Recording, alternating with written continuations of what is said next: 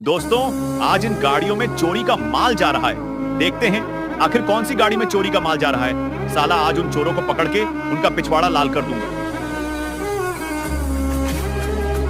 दोस्तों, अब मुझे तो इस गाड़ी पर शक हो रहा है, लेकिन उसे देखने से पहले बेटा, मुझे देखकर इग्नोर मत करना। इस बार जो भी परीक्षा में पास होना चाहता है मैं पास कर दूंगी, लेकिन मेरा भी एक काम करना होगा तुम्हें। इस वीडियो को लाइक और चैनल को सब्सक्राइब करना होगा और 5 सच्चे दोस्तों को शेयर करना होगा। और मेरे बेटे जाते जाते कमेंट में सरस्वती माँ लिखा। और यह देखो, आखिर में मैंने उन चोरों को पकड़कर उनकी गाड़ी का पापड़ बना दिया।